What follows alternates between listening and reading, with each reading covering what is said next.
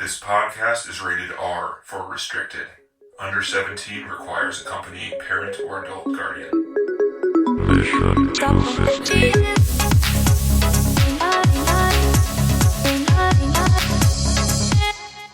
Guys, do you know what month it is? Yes. It's best month of the year. It's happening. Denny month. It's October. It's Denny month. That's right. It's horror movie month.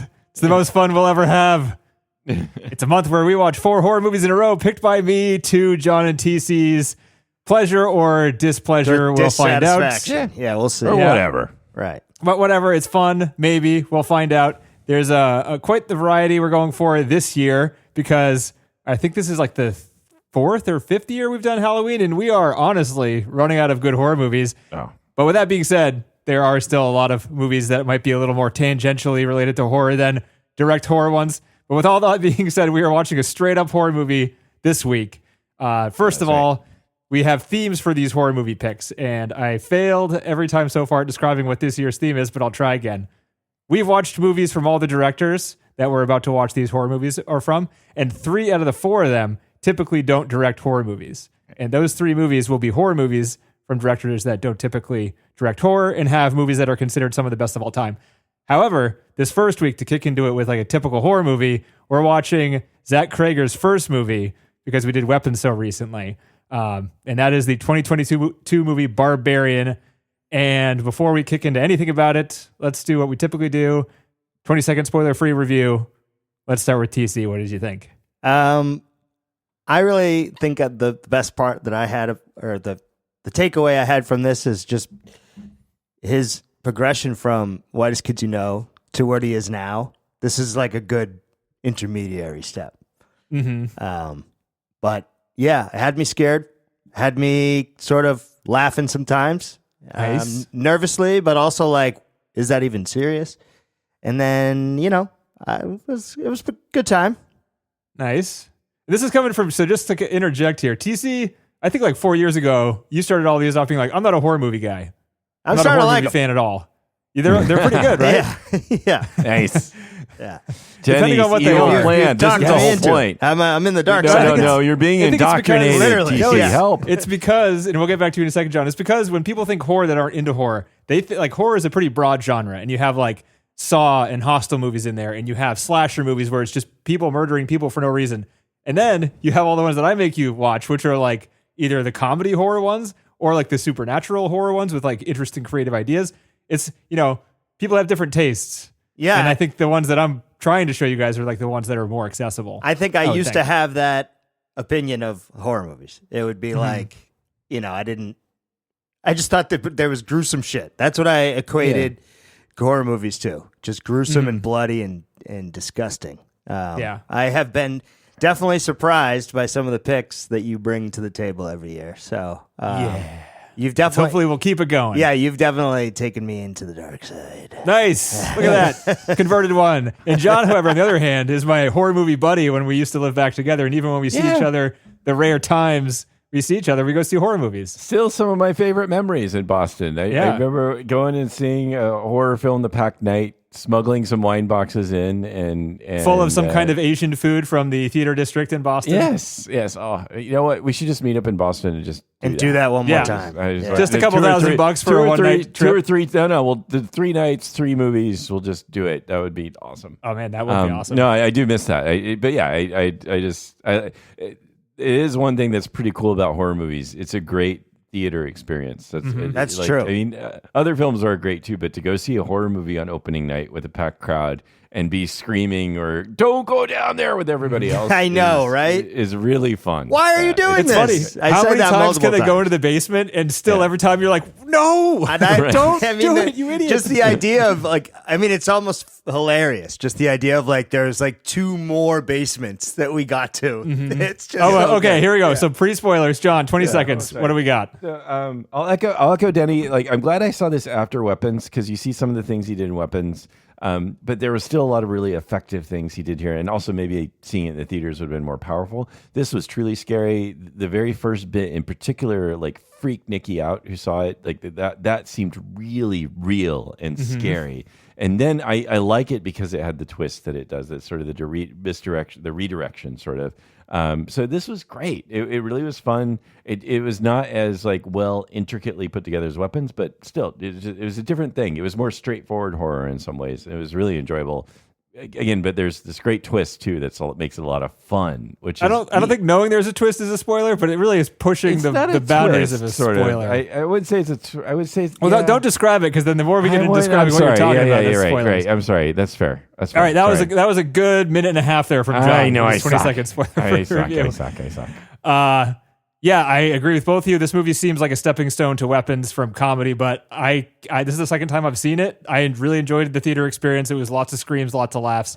I was expecting less this time, but I was laughing quite a bit. Justin Long is still pretty hilarious even on the second viewing, and the horror is tense still. Like, and the way it's made too is surprisingly well made. Like the camera moves, I was noticing a lot, how effective they were, how smooth they were, how pro they seemed, and how much they added to like the story and the adding of the tension. Yeah, that's 53 seconds, Denny. If you're just saying. Well, once you break, the rules, you break the barrier, John. Out the window. You introduce chaos. Yeah. That's all that happened. You didn't know that, John? Everything is your fault. No, actually, I do. It just really bothersome that's what keeps happening. It's very frustrating. Yeah. So did Nikki get through the entire movie? Well, so we made. So now we're beyond spoiler territory. Should you watch this? Yes. Let's get sounds like everyone. Yes, watch this movie if you like horror movies. Yes. Oh yeah. She made a judgment call because it was freaking her out. The reality of like the roomie that might be like even though the just way the very first part, just the Airbnb. That shit's creepy as hell, and you didn't know what he was going to do. And I thought he was a killer for sure. Right. The reality of that is because he's fucking Pennywise, right? Casting That's Pennywise true. That as doesn't the guy. help. That does not help. It did help. It was just like this guy can it kill. doesn't help like make it not seem as scary. It doesn't. But he was still charming, and then brilliantly, it's like, oh, I'm a horn player in this band. Again, brilliantly weaving in like just things that sort of and then bringing you back because the door's open and like and it keeps like jerking you back and forth. Yeah, it is so well done. And Nikki was like, I don't know if I should. And we were both like discussing. I don't know if we should watch this because the sort of home invasion person thing is too real and too much of a freak out. The film actually veers off in a good way, I think, but it really veers off into something else. Right. Yeah. And so actually she could have watched it and it would have been fine because of the direction it goes. She didn't get to the basement. But like if all you're seeing is that beginning, you're like, I don't want to keep going through this. Exactly. Right. Yeah. Well, it's like this is the way this is building, which again, this is really it's a fucking cool thing about this film. Like this is even the Weapons is different. Weapons is like a coherent puzzle that's being put together for you with a bunch of things. But it's kind of similar because they change perspectives. They do, but it's all one thread that's coming together. This is like a separate thread that it meets, but it's that's true. Like the timelines are a little different because 2 weeks the person's been missing and or whatever. A whole different tone, a whole different tone, and a whole different. Plus, the backstory of the guy who owns the house and all that stuff is in there too. Right, it is there. That seems superfluous. Like it was maybe okay, but it didn't. I don't know if it even needed to be there. Like because there wasn't much meat there. It was just like, oh yeah, there's this guy. Yeah, but we could have figured that out just by seeing him. I don't know.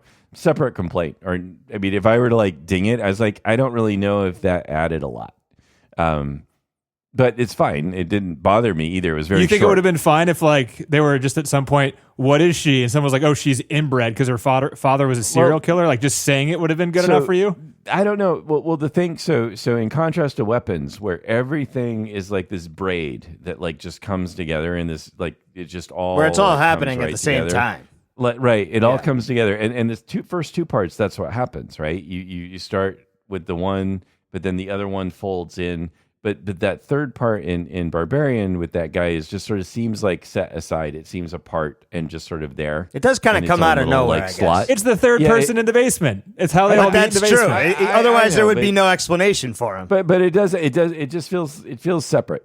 And it's fine. I don't hate it because it's pretty short. Well, it feels separate because the first two are involved in the neighborhood when it's gone to shit. But the other one is kind of like when the neighborhood how the house got there in the first place. Right. It's just backstory. It's backstory. So I guess it kind of needs to be there. If it wasn't there, you might not have as much of a understanding. You could fill in the blank, I guess. But that might make it even better because it's more mysterious. You could fill in the blanks. There's this old guy, and it's probably this old guy that traps women. You could fill in the blanks pretty easily, I think.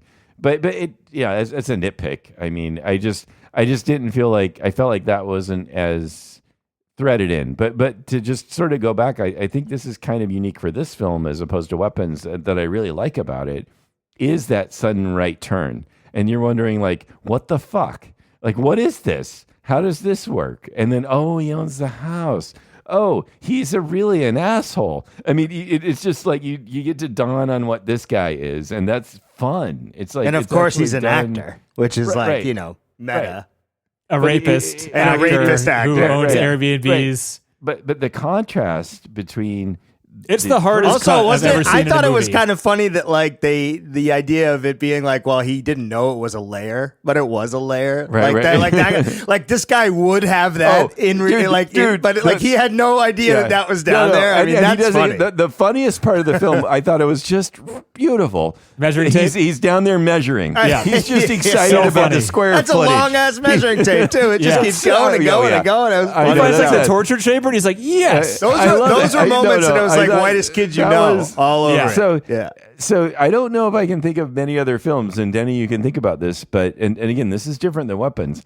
To have a shift in tone. That hard of a cut is literally like this movie is great because this is the hardest tonal cut I've ever seen in any genre of movies. Right? It works. Yeah. Right? From when Skarsgård's head is getting smashed into the wall to the hard cut of a bright, sunny convertible driving down the street listening to Ricky Tikki, whatever the hell that song is. Right. He's so just different. Ridiculous. Yeah. And I remember, I don't know how it works, but it does. People in the theater weren't confused. They burst out laughing. I laughed again watching it now. It's wonderful. Works. And then you slowly get darker as you slowly realize what a dick this guy is. Because he plays it off really well, too. I've seen this before, and I was like, did he rape her? Is this false accusations? Like, I forget. Sure. Because he plays it off like he didn't do it. And but then you learn that because he's so good at just like lying to himself that nothing bad happened. And then the film does this great job. Later on. But the film like leads you on and does this great job of showing you how he really is awful. He's like, showing him talking to his friend, you're my the tiger, man, and so you're like, oh shit, this guy is bad,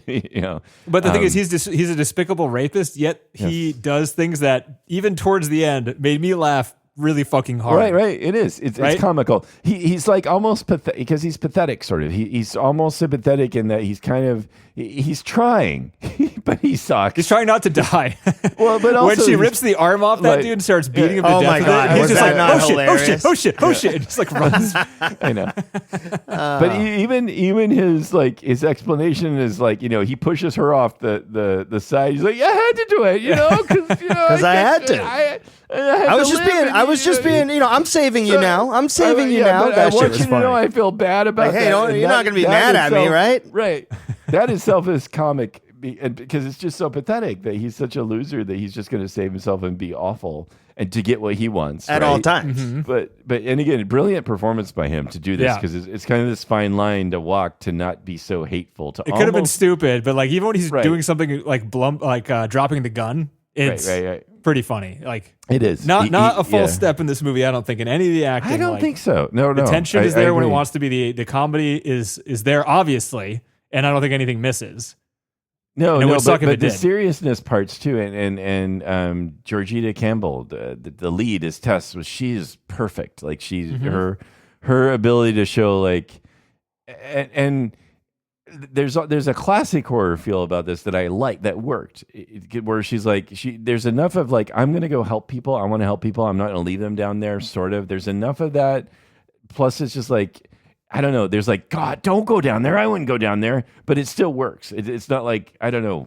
It's not even necessarily that it's believable that she'd go down there, but it still works. That I don't think it's believable at all that she would, right? Because I wouldn't. You wouldn't go past that. But come on. No, but the second one at too. That point, no, I know. But you see that room, you're out, and then you're not coming back. And even if the other guy gets in your way, you're still leaving, and you're not going to stay there. The cops aren't going to help you. The cops are going to help you. And as soon as the cops don't help you, you walk away. As far as I'm concerned. Although those are, again, also a great scene, just showing the helplessness there and the cops being like, again, just really well done to where you sort of see both sides. Yeah, a little.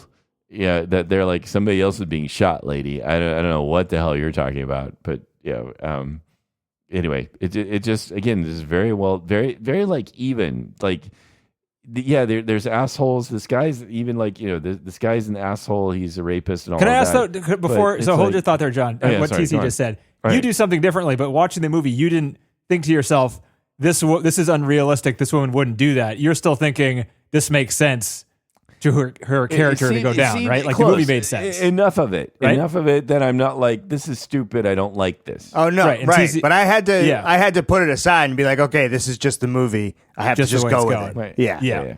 Right. Because obviously I'm not going into Like this. without I've seen enough of this movies. one decision, there is no movie. So we have to just accept it. The funny thing in horror movies is yeah. nobody that's living in the horror movie has ever seen a horror movie before. That's kind of true. Yeah. It's just Unless you're in like a Scream movie where they're like referencing it directly. There's meta stuff where they, I don't know. like in the But there's Progressive no commercial chance. when the girl's like, let's go hide behind the saws, Right. Yeah. Oh no, I always thought there's like the Eddie Murphy skit where he's like, well, he says it's a white person thing, but I don't know, but he's like where people like they go in the house and somebody in the walls are like saying, "Get out!" And he's like, "Oh, too bad we can't stay," and that's the end of it.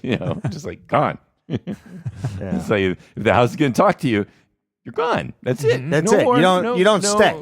Right. No. You see one creepy thing. You see one ghost, blood coming out of the walls. You're done. It's over. That's what's so You're great gone. about this movie. Like to reiterate it, the setup, she tries to figure out what to do. It's the middle of the gradual. night. It's raining. Right, all the hotels are filled up. The neighborhood is shot to shit.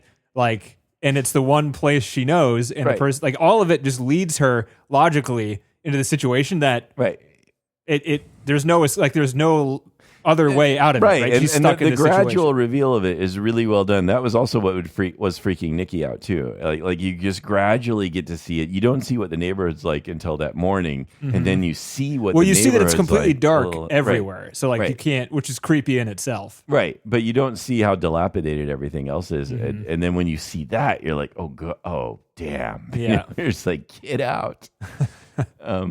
So it's like, man, so many good moments in this film too. Like, oh, it's been 15 years and she's never come here. Blast! It's perfect. Comedic timing is really good. Like in this too. Like that's a gag. You can see it coming. But it needs to be like done perfectly. Otherwise, that could fall flat, right? But it's done with the way the acting is and the timing of it. It's done perfectly. Like it works really well. So it's pretty cool. That's what Zach Cregger says. He's like, people are surprised that I can balance horror and comedy like I do, but he sees them as very much the same, especially like in how they're set up. Like the anatomy, what he said of horror and comedy are the same to him. Whereas like the setup for horror requires like tension building and comedy requires tone building. And there's editing and timing that's involved with it. And it's trying to zig when the audience thinks you're going to zag. So it's like catching people off guard in the same kind of way. Huh. So he thinks sense. it works the same the way he writes. I can So see that. And let's be honest, his comedy always had a dark side to it. Mhm. Yeah. So he makes it sound easy, but no one else can do it. So it's not easy. Right. That's true. The part, like the hardest part, like this is a $4 million movie. That's a very low budget. Huh? It looks great. Looks great. Yeah. They filmed a lot of it in Bulgaria, which is part of the reason it's so cheap. Oh. He would totally film another movie in Bulgaria, by the way. Was that also because the houses look like that? Or like, how did they get that happening? The houses were apparently actually in Detroit. I was going to say, I thought you could go to me. Detroit to see that sort of thing. Yeah. So they said they filmed some of those shots in Detroit, but then they also said they built a set in Bulgaria that was 13 houses. Oh, wow. So I don't know which shots were which, but like, How about they could do that for like both. no money? For nothing. Wow. Yeah. And they built one set of the 13 houses where it was like brand new houses, and then one version of it with the dilapidated houses. So it was essentially 26 houses that they built. That's insane. Yeah. But that's cheap. I'm like blown away. Cheap. I know. Yeah. Go to Bulgaria, make a movie. They have a pretty good movie industry there too, apparently. Bunch of pros. Yeah. It's interesting. But yeah, what does he say exactly? He said, building tension, timing, zigging, and I think I said everything there. But yeah, so that one of the better parts of this movie too is that big twist. But like, this came after Parasite, and this kind of has a Parasite-y type of thing where there's enough tension by itself as it is, and then someone decides to go downstairs, and then there's a whole different situation going on downstairs. Yeah. But this even goes further with that. Parasite was still a very linear story. if I remember it right. Like it Well, wasn't it was two families. Yeah. Right? Yeah, it was two families, but it was all meshed. It wasn't like a cut to another person who's going to come into the picture. It has a whole different like style and approach. I understand like, yeah, Parasite was I want to see Parasite again. I haven't, but that setting up, you're like seeing the rich people and the poor people. That's like set up from the beginning. Again, what this film seems so unique is you don't see this coming at all. Mm-hmm. You don't see that you got this whole other guy that's going to have a major role to play here. And that's part of the fun is like, how does this work? Right. Weapons does it too, but it's really more cohesive where at least at first you're like, what? Okay, we've shifted now. Why is this happening? Oh, we're going to see all sides of this story. It happens more than once, and you're like expect it, and it's still unexpected in what it shows you, but you're expecting the. But again, change. I'm really glad because if I had seen Barbarian first and then saw Weapons, I'd been like, oh, he's doing this again. And I didn't feel that way. I could see that. Oh, you didn't? I could see that. That's good. Well, maybe I wouldn't have. I would just sort of worry that I'd be like, oh yeah, he's doing this again. So maybe not. But that would have been Weapon seemed so unique at first because I wasn't expecting that shift of perspective so like abruptly. And when Weapons it happened was so much more expansive. Oh is yeah, how it felt. Well, many more characters too. It was like there was like a whole weaving of the story together and in a really great way, as opposed to just one shift. That was like a whole complex set, But I wouldn't have been surprised, and I was surprised and disoriented at first in Weapons in a good way, until I started to see what they were doing. I think if I had saw Barbarian first, I would have been like, oh yeah, he's going to tell another perspective here. He does that. He likes that. So I would have been like less like. I mean, that's what I was thinking in hindsight. You know, but of like, I was that's still kind of surprised because the marketing didn't lead me there for Weapons. Oh yeah. And I mean, this movie is like almost a. What do you call it? A bottle movie. It takes like the first 45 minutes is essentially two people talking to each other in a couple of rooms. Yeah. Which is impressive because and it is tense the yeah. entire 45 minutes. And does a great job, again, of building tension. Is he a bad guy? Is he not a bad guy? There's like this real like kind of ebb and flow of their relationship and the scariness of it. And it's just... But like he was being creepy. Done. Yeah. That's the thing. Was he? Likeable. Kinda, yeah. Oh yeah, just come on in and sit down. Yeah. Oh, look at this. I have He a was half bottle of asleep. wine. I'll wait till you open it. Like, and then you can know it's all gonna be good. Like, I don't know, man. You know what I'm saying? Like you walk into someone else. It made sense to me. The guy wanted some wine. He wanted to. I mean, the logic checked out. I mean, I guess, but it's just like those are a lot of things that have to happen just right. Oh, they left a bottle of wine. It's an Airbnb. Oh, they always leave the bottle of wine. Yeah, I don't know about that. But yeah, I mean, I don't know. What I really liked about this thing was the audio. They did a great job of like hearing stuff far away, like when he's yelling and screaming for help down in the cave there. Right, yeah. I thought that was awesome. That was the one part. He's really screaming, but you can barely hear him. Yeah, it was the one part where I was like, damn, this would have been good in the theater because you would have been like, oh my God, that's far away. Like, fuck, like that thing goes far. Why is that cave so far? Why is it so long? Why, And so I think having the audio all around you would have made it a little bit better. But yeah, is there much of a score even? I don't remember. Was there a score? There's like a synth score. Yeah, sometimes like the pulsing synth score comes in. Yeah, it was pretty subtle though. I guess at least I don't remember it sticking. They out played much. with the silence quite a bit. Yeah. There was a lot of Which is ambient great. like tones, Low end tones, just to keep you nervous. Just that. Yeah. We're trying to be scared here, guys. And it works. It works great. Put it in every horror movie. Why not? Movies without that low end. Another suffer. trick that really worked too is when they show the bottle and he's got his like the thing. You see its fingernails and how dirty the hand is, and you're like, "Oh, that's creepy." And you don't even have to see it yet. They go through that little scene of them drinking from the bottle, and like all you've seen so far is the fingernails. Yeah, yeah. Like small little things like that kept that tension building. Like we know that he's in some crazy place with cages. Like we just got a glimpse of it. So he just reveals things slowly in those scenes, and that kept really like you just don't know what's coming. And then you assume it, and then it shows up, and there's a resolve of like, oh my God, that's exactly what I was thinking was going to happen, and it just happened. But you don't feel like it's cheap, So it's just, and then sometimes, but that doesn't always happen, right? Because sometimes things happen you don't expect to happen. Well, right. And they're done in like right. I think one of the better shots in the movie is where the Tess character is kind of walking down the corridor by herself, and what's his name, Justin Long, is somewhere else, and you see like a glint of light down the corridor, and you can't tell what it is, and then you just like hear a bang, and then it cuts to black. Yep. And that's when Tess gets shot. Like, that is a pretty sweet way to deal with that. True. Situation. Like that was a good like that was also another great scene, followed by some comedy again because he's I'm sorry you were there. Yeah. Again, Justin Long, he's the I'm a Mac guy. That's where I recognize him from. Right. You know, I'm a Mac, I'm Apple. a PC. I didn't. Yeah, Yeah. the Oh, Apple really? commercials. His old commercials. Do you remember those old commercials? You ever see Jeepers Creepers way back when? Oh, a long time ago. Isn't that? He was in Jeepers Creepers. That I was don't the first think thing I ever saw. saw. I don't think I saw Jeepers Creepers. That was a good one. Oh, maybe we got to put that on the list. You know. Yeah. He was also in the movie Waiting. Do you ever watch that movie? Yeah, that was funny. Classic. Yep. Comedy. Yeah, is it good? Dane Cook, Luis Guzman Right. in there. Ryan Reynolds. Oh, Yeah. okay.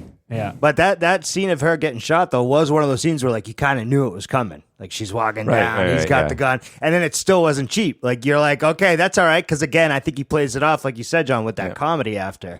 So you're like instantly, you don't like have time to think about it. You know, you're like, she's gonna shoot her. He's definitely gonna shoot her. It happens, and then now you're into the comedy, and you've forgotten that like, oh, that was something I predicted. It doesn't matter. Like he's obvious. It's coming. Right, because you moved on, and it's like it's almost like the film's like, yeah, it was obvious, and it was kind of funny, right? Yeah, exactly. And then now you're on to the next, the next bit. And so I thought that I also love it though. Like, when movies do stuff that show you something where the main character is going like, "What is that?" and you're looking at it and you're like, "What is that?" Like you're doing the exact same thing the character is doing. Yeah, yeah. Like the best example of that's Lawrence of Arabia when he's looking at the dot getting larger on the horizon.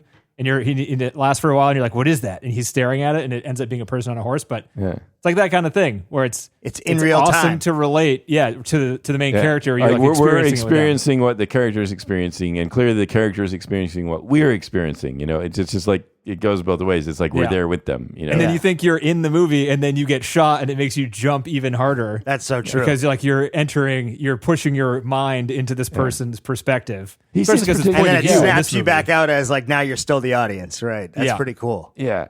He again. I mean, Zach Cregger seems to be pretty good at this, you know, because it's almost going to be a meme anyway of that, like what the fuck from Weapons, where it's like you're having the same reaction that the character's having. The character does it in such a way that you resonate with it and you laugh almost because it's just so dead on. It's like that's exactly what I was thinking, dude. Mm-hmm.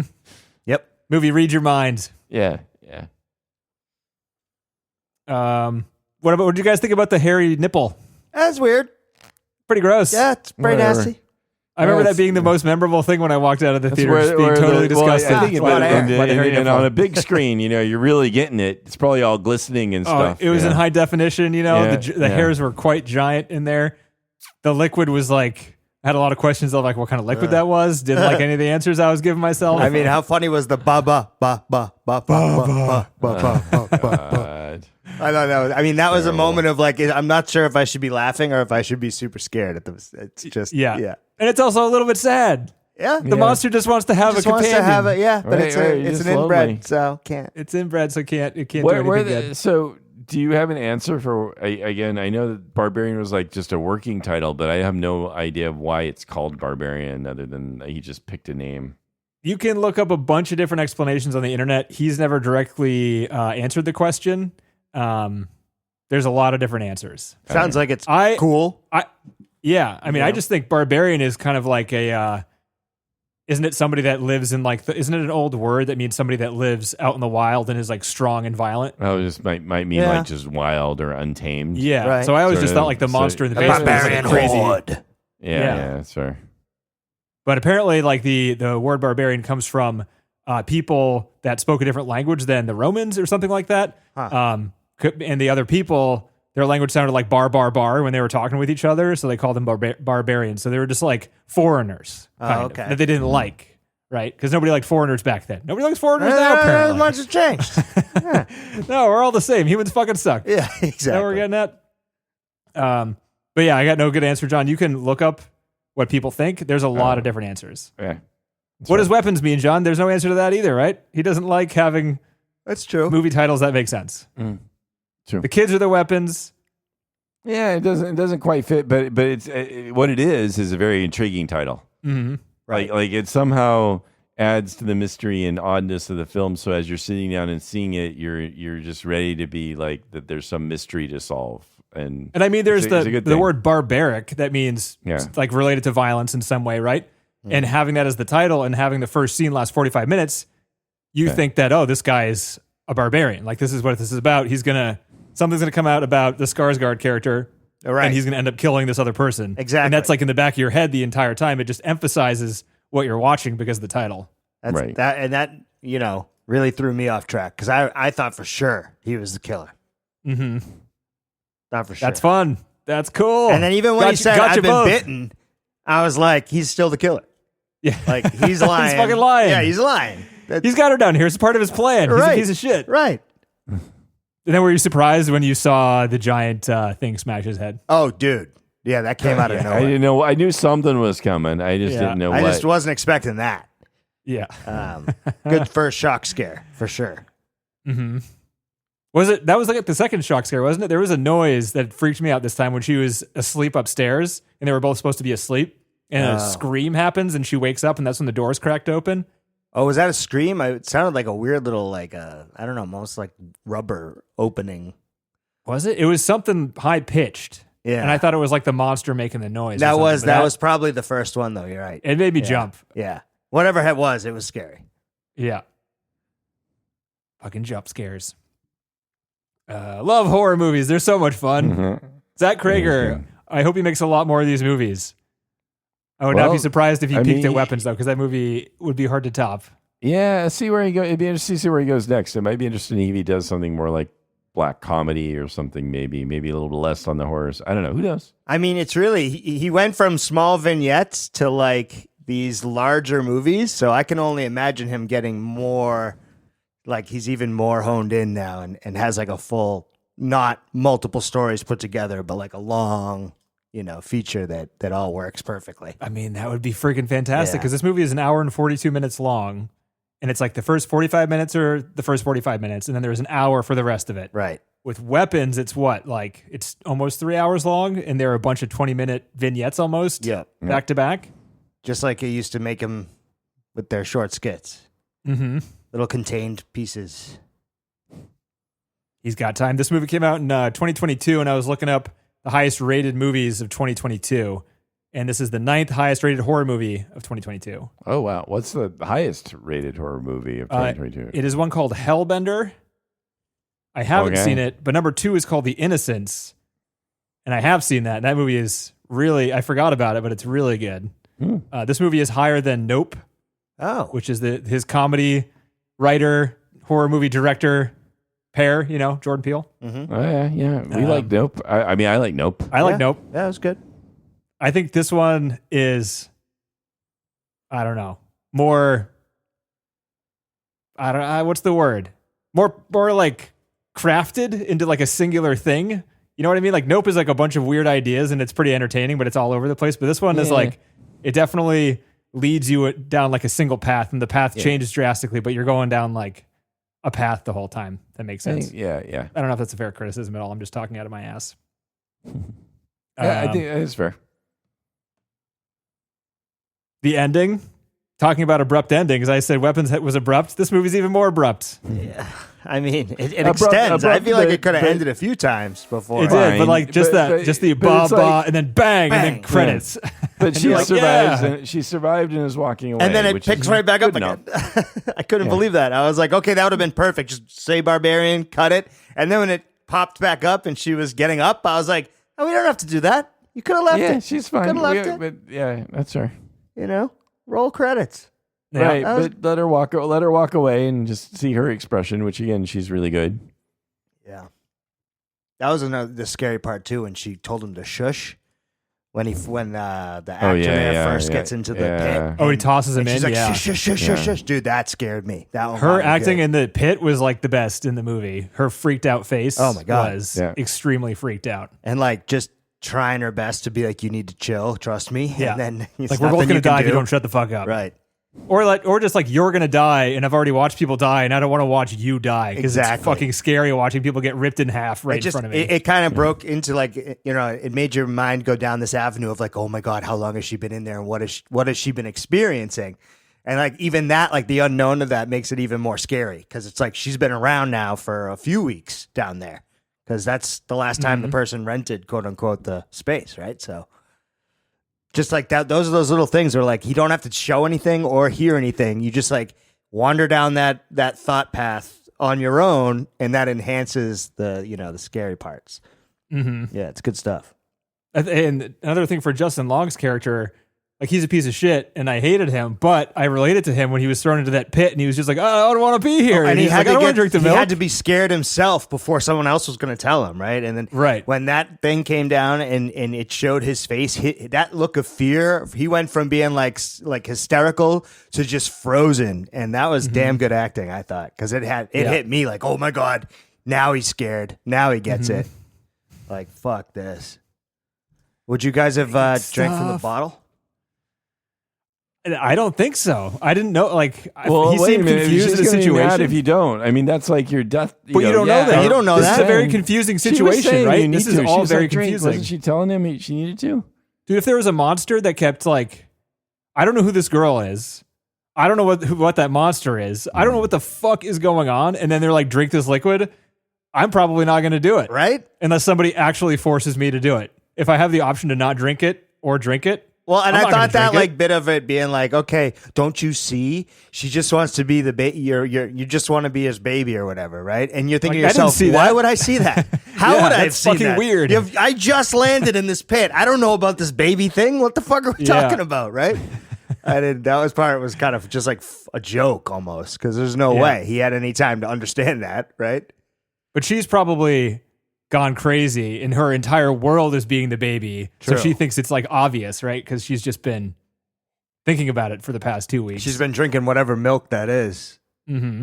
Is that from the thing?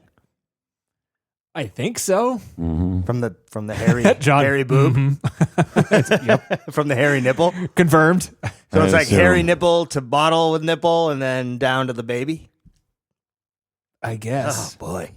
The hair was a mistake the first time, so they were trying to get that shot, and the wig from the monster accidentally came off the wig and landed on the bottle and got in the shot. Oh, no Zach way. Cregger's like, oh man, that's gross. Let's put more hair on it and shoot it again. That actually works perfectly. I need more hair. That's funny.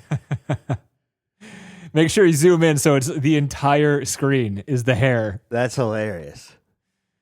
Oh, so gross.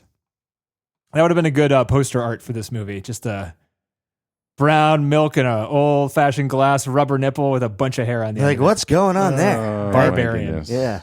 Yeah. That could have been the poster. Should have been. The poster was rated NC-17.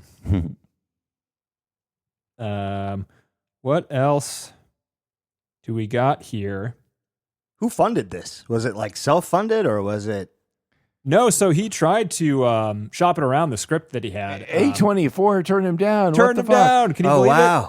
Yeah. So who took it? It's right up their alley. I don't know what their problem was. Yeah. What's the name of the company that took it? It was used to be 20th Century Fox, but now it's 20th Century Studios, I think. Oh, yeah. Okay. That's what it's called.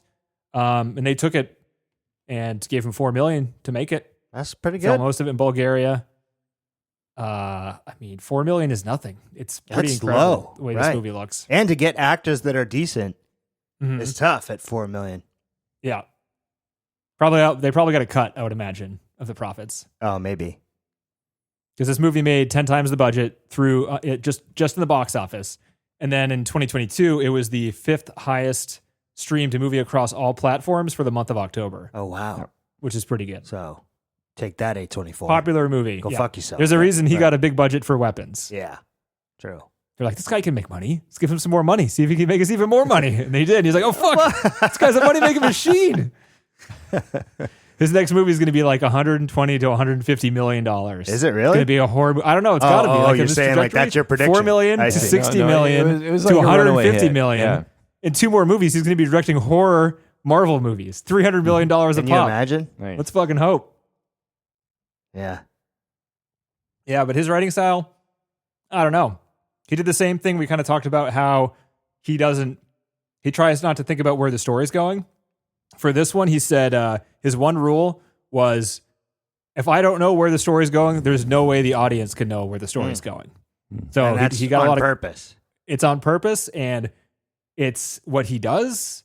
It sounds hard because, like, how I think of things is like thinking in the future and then getting there logically, right? Yeah. He just kind of like spews stuff out. And he would like, what he said is he would choose to write sections that were fun to write. So like he might be going in a direction and just be like, I this isn't fun to write, so I'm going to move back to the part I know is good, start from there again, and just like keep taking directions until what he's writing is fun, and then continue on from there. That's he felt not pretty most confident. people's ability. No, That's tough. He felt pretty confident that what he had at the end was going to surprise people. Because how could it not? Yeah. And it doesn't seem like random either. You know, like I feel like part of the risk of writing a story like this is you risk it just being like random, what do you call it? MacGuffins or Deus Ex Machinas or whatever it is. They just shove it in because they're like, oh, I bet you didn't expect that. You're like, yeah, but it doesn't match the rest of what was happening. It came out of nowhere. Right. This movie things kind of come out of nowhere, but it doesn't feel like it. It feels like you're following a progression. And the house is the place. anchor, you know? Yeah. So that keeps you kind of like grounded, even though it's a new story with someone else. Like once he hits the house, you're like, okay, now I see how this is all connected. Mm-hmm. And then if you didn't have nothing that, can be too like surprising because they're still in the house. Yeah, because like if he was somewhere else, then it would have made no fucking sense. But since he still has a connection to the house, at least it's like, oh, okay, we're not too far off the path. We're just learning someone new at a weird time. Typically, we don't get introduced characters halfway through the movie, but here it is. This movie should have been called House. Scary House. Yeah. Anything else on the movie we want to talk about before we hop into trivia? Not really. Other than I think it just kind of dragged on at the end, not in a bad way, but just like I didn't think he needed to continue bringing it back. Like he could have cut it when he shot that lady, or he could have cut it even a little bit before that. You know, she didn't have to really come back alive. Like it could have been ended right after the whole. It was still she pretty died. Short, right? Though I mean, it was like what 140. 140. I liked it. I liked the bum bang. I liked it when she got thrown off the water tower. That whole thing where he was just like trying to kill her. Yeah. I thought it was all pretty funny. Yeah, no. The other vagrant guy, it was like just John said, interesting how they could have ended it multiple times, and he chose to like continue on. Mm-hmm. Maybe that's because it was still only an hour and a half, and they're like, well, we need to pad it out to at least 140. Need some more. Yeah. So there was not a full prosthetic for the mother character who is the monster in the basement. They called it an ass out prosthetics setup. So this person was a male actor and completely nude, shaved all the body hair off of his body except for his eyebrows. They wanted to get his eyebrows off too, but he really wanted to keep his eyebrows because you don't have eyebrows, you look a little strange. So they had prosthetics over his eyebrows for that, but the rest of it was real baldness everywhere. Legs, thighs, head, armpits, chest, everywhere shaved. And then they would just take prosthetics and stick it to this guy in the areas that he needed it. Like the breasts were prosthetics. Some of the face was, but the nose was his. The mouth was his. They added like scars and paint and stuff like that. So it was kind of a whole mishmash of stuff. The ass was prosthetic because his ass wasn't saggy enough. So they added a saggy ass prosthetic. I mean, that's probably a good thing, I guess. Yeah.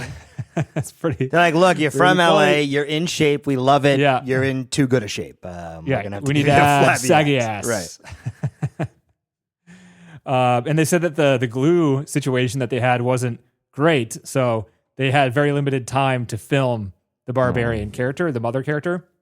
And that led to them not showing it that much, which was probably a good thing in the same way that the Jaws broken machine thing was a good thing.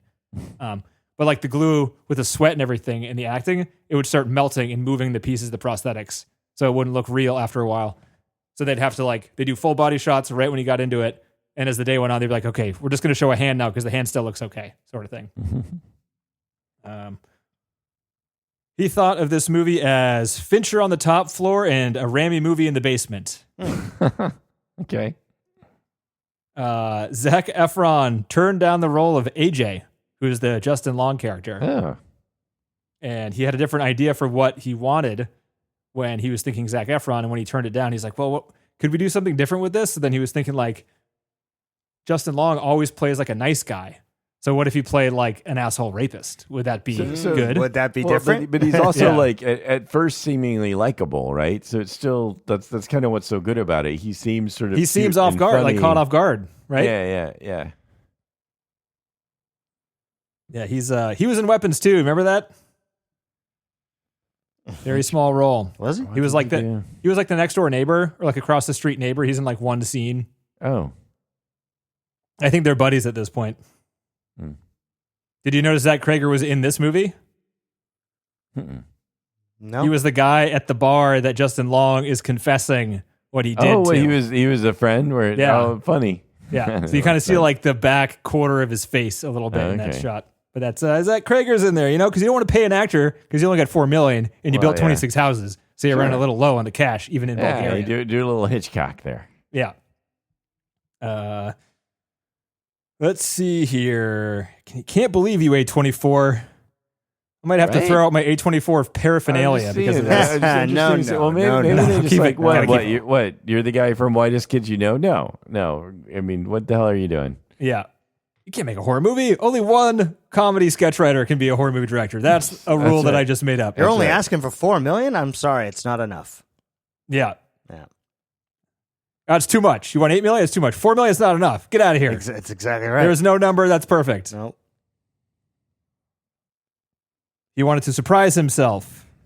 The Airbnb idea was what everything was based on. He started from there because like there was a book he read and it had to do with like how women feel intimidated in certain situations, and he just wanted to think of a situation where a woman was completely stuck and there was like nothing you could do.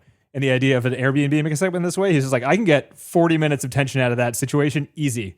True. And he did. Yep. And it's cheap. Cheap. Sitting in a room. Skarsgård works for free if you got a good script, apparently. Yeah, it's well done. Do we have anything else? Yeah, he hates CG, especially in horror movies. They did everything practically and in camera. Oh. There's a couple of shots where it's like a wide shot of a town.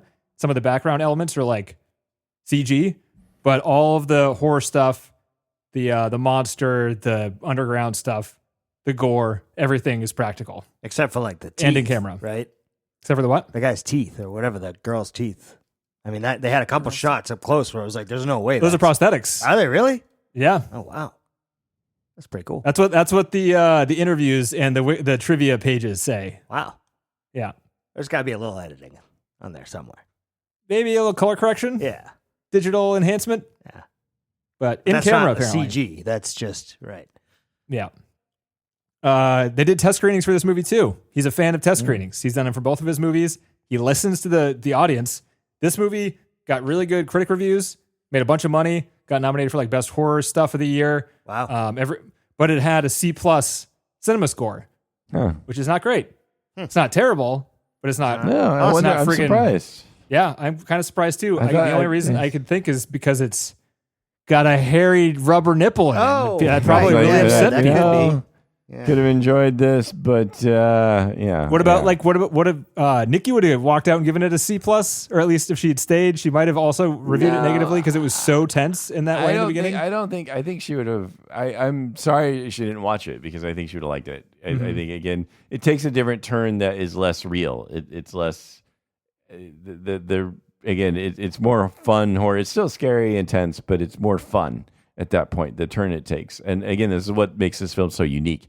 I was thinking modern horror, what I'm used to, which is say like Hereditary. Things are like normal, a lot of drama or whatever, but then it all just goes to terrible, horrific shit. Like it builds and then it just explodes into just crazy, insane stuff. And this film doesn't do that. I mean, it does go crazy, but it's just such a segmented way of doing it. Like the first part is such real horror. It's too real horror, almost real uncomfortable horror. Like, okay, now I'm not going to have an Airbnb ever again. And then it just shifts, and that's really fucking cool. Like to do that, it's like, and it's almost like, it's like, hey, you know what? This is, and I don't know, they're probably not really thinking of it. It's like, you know what? This is scary, too scary. We're going to go fun scary now.